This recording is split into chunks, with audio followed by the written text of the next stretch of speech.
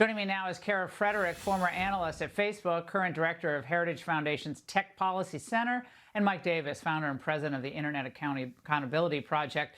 Kara, the man once described as the teacher of Google's chatbot apparently has a long history of bashing America online, reportedly calling racism the #1 value Americans seek to uphold, and proclaiming that white privilege is real back in 2018. Now Google says its diversity efforts, of course, are well-intentioned, but they do concede in this case they were missing the mark.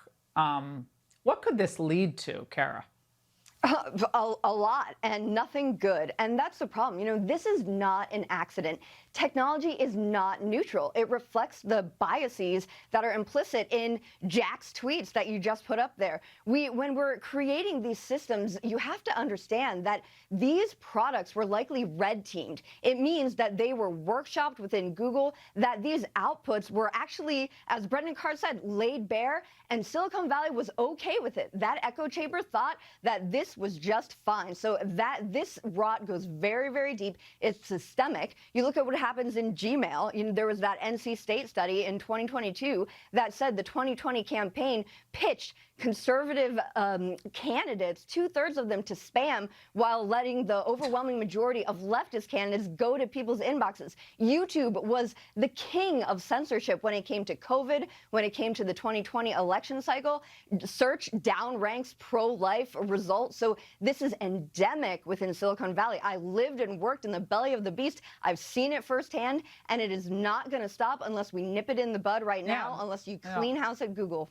Yeah, this is their policy. It's like the border policy. Open border is Biden's policy. It's not an accident. Same with this. I mean, this wasn't an accident. They sat around and figured out, well, we'll do this, make this person look this minority and this, and then they decided it was okay. Mike, one of our producers, actually asked Google Gemini to define the word woman, and this was the response.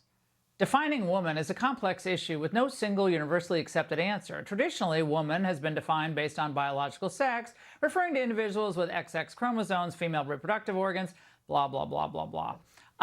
And of course, it goes on to say, you know, it doesn't count people with intersex characteristics and so forth that may not neatly fit into the binary categories of male and female.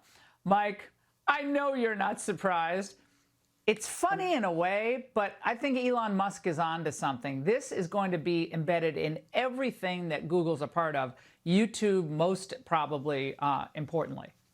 That's the issue. This artificial intelligence could be a powerful and useful tool for society, but it can't get into the wrong hands. When you have Google, which controls the online advertising market, it controls 95% of search, and they're using this artificial intelligence tool to promote their political agenda, that's a problem. This is why we need to break up Google's online advertising monopoly. We need to break up their search monopoly, and we can fix this problem. The problem is that Google has too much power and it should not have these tools.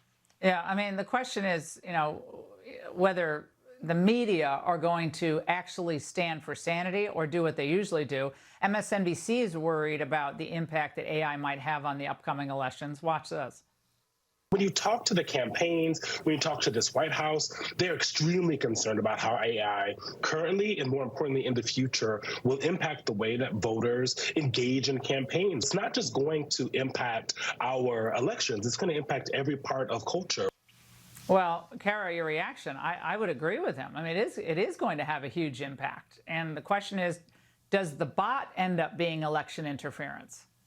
You know, I think there's a strong case to be made for that, which is why we always have to hew toward transparency and traceability. There should be methods of auditing these computational systems. That is absolutely key. And one thing to think about, too, is now with the advent of certain technologies and, you know, AI-driven technologies and subsets of AI, they can, like natural language processing, they make the synthetic media, these digital forgeries, look a little more human-like. So they're more apt to trick the average consumer of intelligence.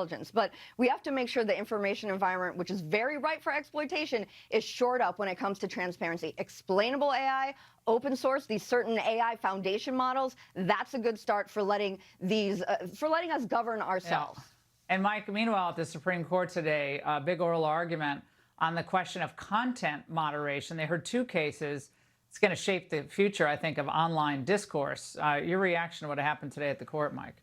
I would say this, that Texas and Florida are trying to regulate these social media companies and their discrimination, their viewpoint discrimination. These are not normal private companies. These are quasi-government actors. They get Section 230 immunity. They've had antitrust amnesty for years. We have to treat them differently than other private companies. We need to break up big tech, and these bills in Florida and Texas are a short-term fix, but the long-term goal needs to break up big tech.